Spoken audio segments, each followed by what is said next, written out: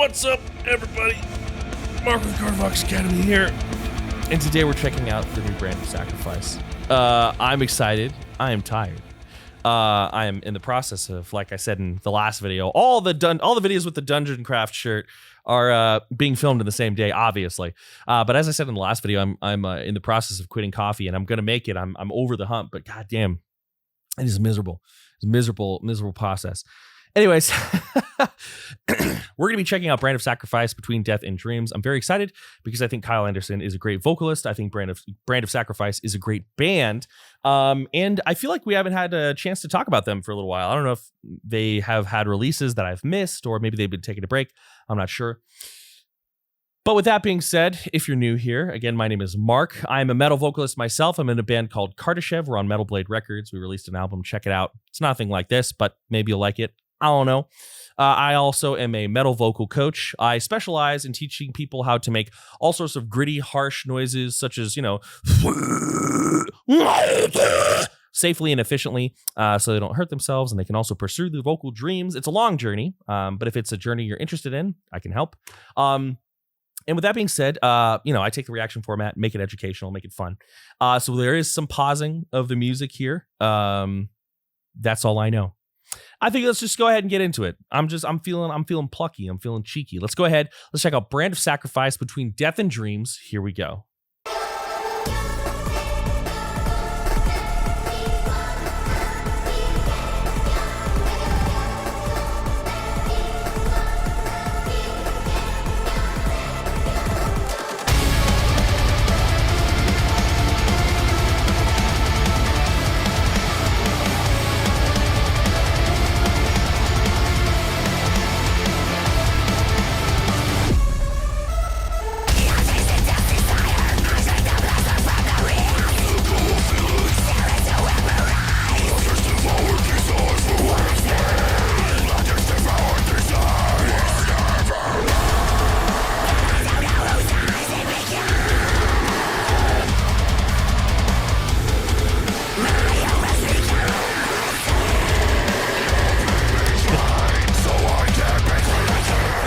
Too brutal for the baby. It's too brutal for the baby. It's so funny. Okay, cool. So first pause. I want to talk about highs, because Kyle's great highs. And I want to help you find your high screams, right? Now, there are different ways to approach high vocals. There are many different types of high vocals. There's not one set way to do it, but the way that I enjoy, and the way that I hear frequently a lot of deathcore and death metal, kinda black metal sometimes, is using what's kind of called a false chord high. Now, if this is your first video here, you're going to learn that I think most metal vocal terms are kind of garbage, to be honest with you. And that's kind of funny coming from somebody whose whole job, my main gig, is teaching people how to do metal vocals, right? That's what I do for a living. But like, they're bad. Metal vocal terms are bad. Like the term fry, it does not mean the same thing it meant 10 years ago. And people kind of do with these terms what they will. So this falls under the false chord umbrella. It feels nothing like a false chord vocal at all. But this is generally where it comes from. You can build it from a false chord vocal, though. So I want to show you like one way. Now, if we listen to his voice, it's very, very, very bright, right? And that's not just like where they've put it in the mix and, any sort of like exciters or anything that they've put on it. Something like that. That is the nature of this scream, right? So if we take, what we're going to do is we're going to do like a super old school death metal false chord grunt. Does not have to even sound good. We can just, hey, wah. Now, if I let that turn into my speaking voice without changing my vocal tract shape, you're going to hear that I'm just in my speaking range, right? I'm just chilling in my chest. Right there. That's my space. That's where I am, right? The trick to getting high or approaching high vocals similar to this. Now, if you're going to be doing it fry, it's kind of different a little bit. But the trick to approaching high vocals like this is to realize you don't have to make the distortion move or change. The distortion will move and change as you change the track of your the shape of your vocal tract, right? So if I'm here right? And I'm just going to play with airflow. Listen to this. I'm just going to play with airflow. So if I'm here, little ASMR. Sorry, everybody. That's my air. That's my vocal tract shape, right? We can think of the shape as the sound. Now, what if I do some whisper high screams, right? We're not going to produce our distortion this way, but it's a good way to inform ourselves what our vocal tract is shaped like. My tongue has lifted in the back. I can feel the pharyngeal space, the back of my mouth sort of narrowing and getting smaller. My larynx is lifting, not dramatically, but it is lifting. I'm not driving the car with that movement. So I'm taking this sound and I'm sort of bunching it up in the back. Again.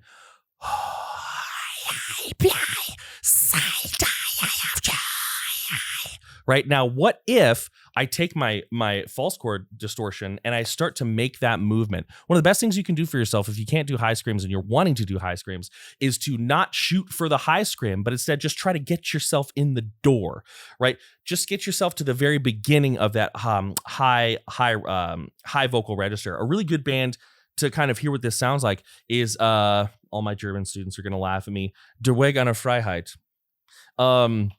I probably said that terribly, but they have a song called Solipsis 2.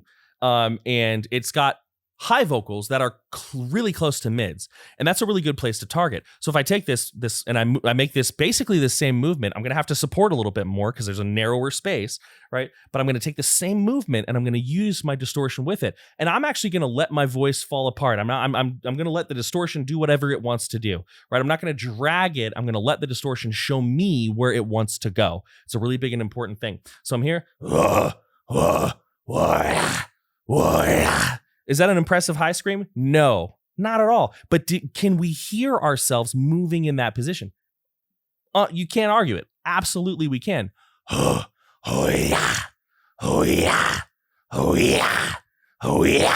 And this might take some time, but as you start to narrow, you start to feel a little bit of pressure in the back of your mouth. Lean into that sensation of pressure. It'll start to really turn into a high scream, right?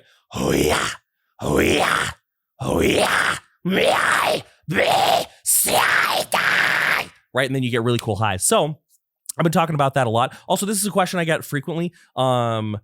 Is it okay that sometimes my high screams make my mouth really spitty? That's fine. That's no problem. I know that when I do a lot of high screams, I get a lot of foamy spit in the back of my mouth. If you're feeling pain and like phlegm developing on the vocal cords from doing your high vocals, then you're probably cranking down in your glottis. You don't want to do that, right? But if you're just getting kind of like foamy spit, you might just be dehydrated, or it's just all the turbulent stuff going on back there. So again, we're here.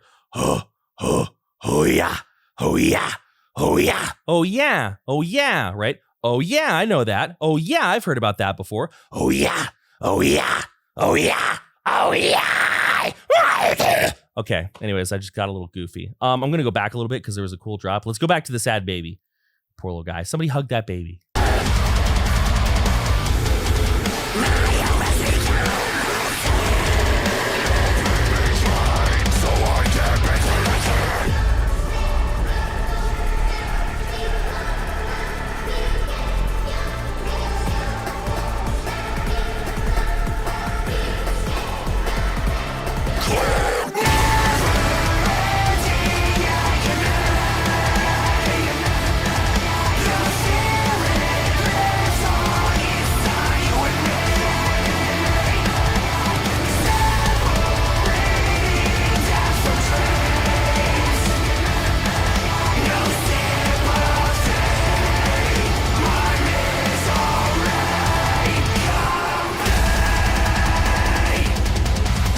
I want to talk about that clean singing. First of all, this is just a preference, and anybody who's listened to Kardashev is gonna laugh at me for saying this because of how my voice generally is mixed. But I would have put that a little bit more forward in that mix. I would have moved that forward a little bit.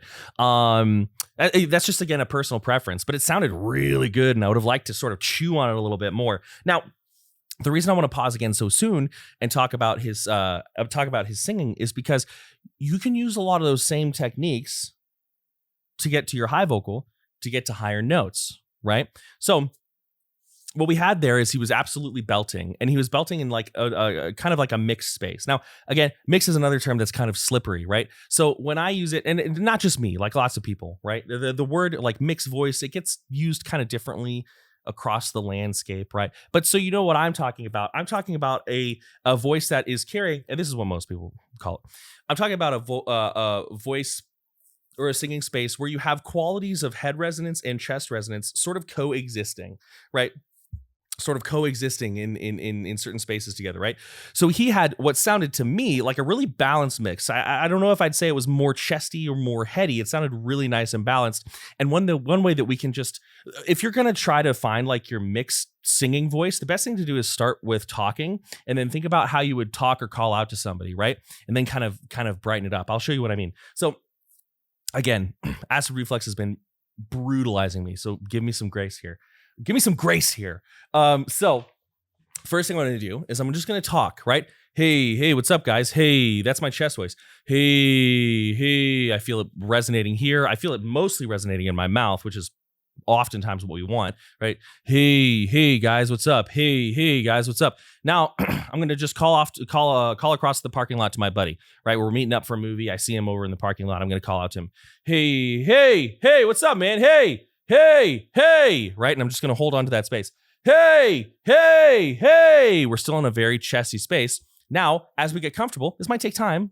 Give it some time, right? As we get comfortable. Hey, man. Hey, what's up? Hey, right? Now we're starting to kind of get to that space. Now I'm leaning into that. I'm belting for sure, right? And when we do that, if we're going to approach it in that way, if we're going to go for like a belted sound, you need to understand that there's no extra pressure that should be happening in your throat. I don't feel like my muscles are having to tighten. I don't feel like I'm having to crank my larynx up or down, right? I am squeezing my abdominal muscles a little bit more, but I'm mostly leaving this space unimpeded for my voice to lift up, right? So instead of feeling it resonate here, right there, I'm letting it resonate more here. Hey. You can do like a customer service voice as well. Hey, good to see you. Thanks for stopping into the store. Hey, good to see you. Hey, right? And then we're starting to approach that space. Anyways, that's enough for me. Let's keep going.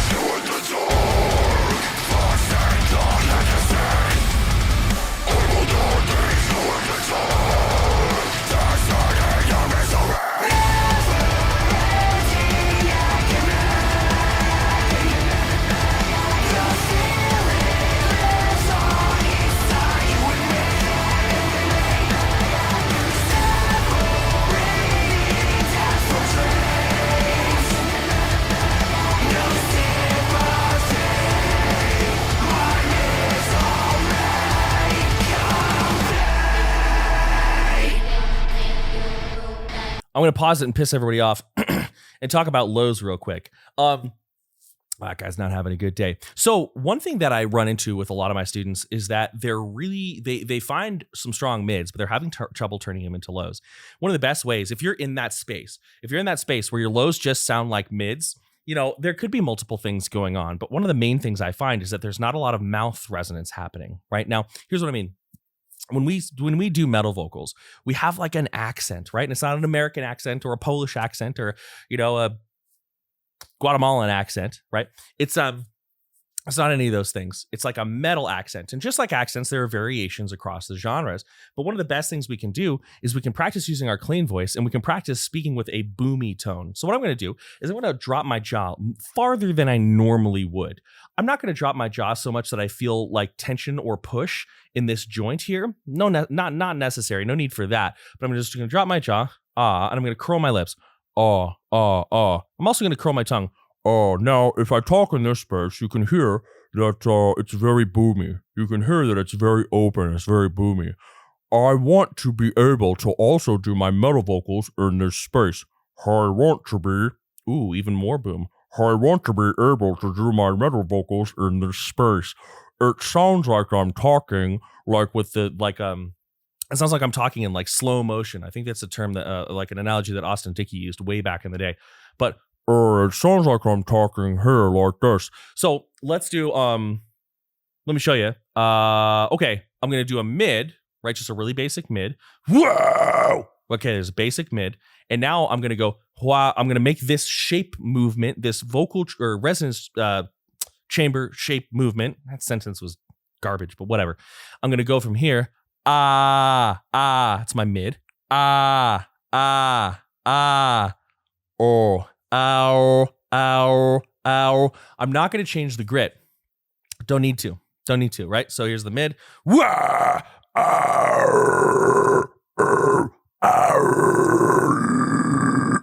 when I dropped lower there, all I did was touch my tongue to the roof of my mouth. So instead of like, then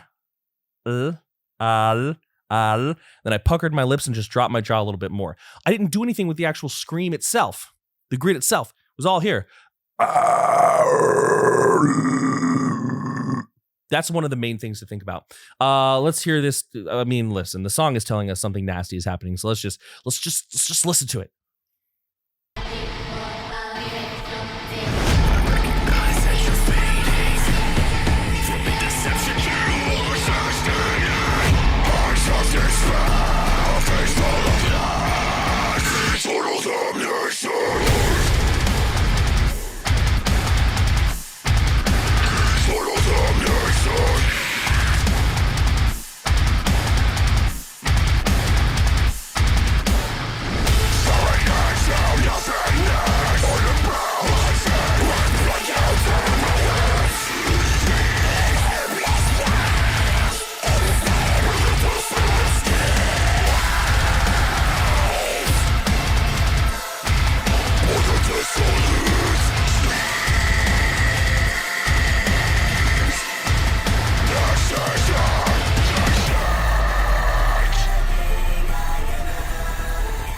Okay, I want to talk about those mids, but like fan theory here, that's the baby.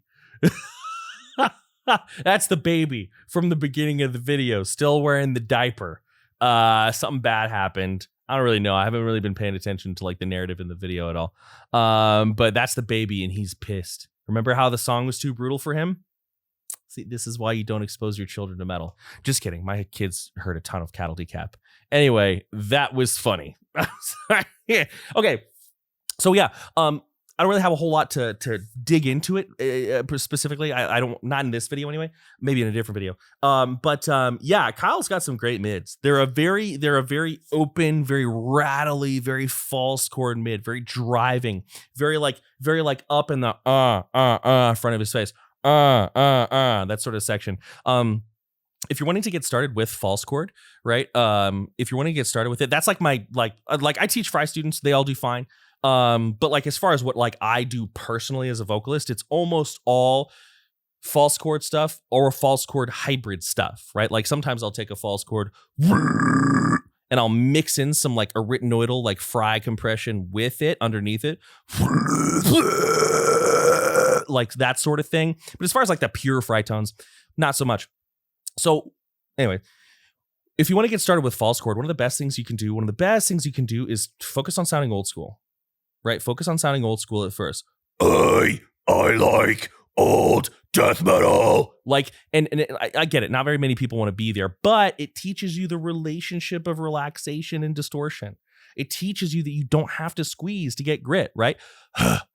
Doing things quietly is a great place to start. And then from there, you can add strategic activation either at the top of your throat, like ho ho ho ho ho ho. So it changes the tone. I'm kind of going ho ho ho ho ho ho ho. It's like I'm making that movement ho ho whoa. Or you can kind of do it more in the back ha ha ho ho ho. Right, and you can make those changes, and you'll get different sounds, and it's pretty cool. I really don't remember where I was going with that tangent. Anyways, Kyle sounds cool.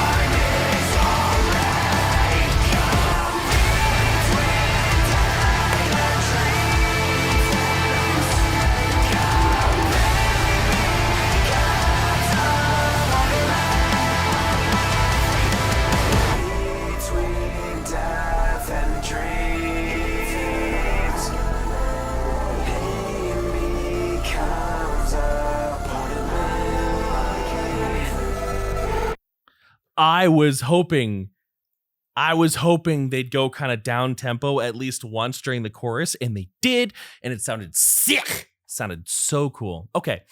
Great song, great video. Was it the baby? I don't know. Probably not. But that's my headcanon. That's my headcanon, and I'm sticking to it. Anyways, thank you for watching. It's kind of all I have to say. I dig the song, dig the voice, dig the glitchiness. I don't know.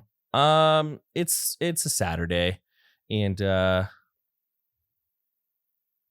kind of in the mood to just go sit on the back porch now. So yeah, that's all I have. Brandon Sacrifice, killer song. I'm gonna go sit on the back porch and not drink. Many thanks, much love. I'm out.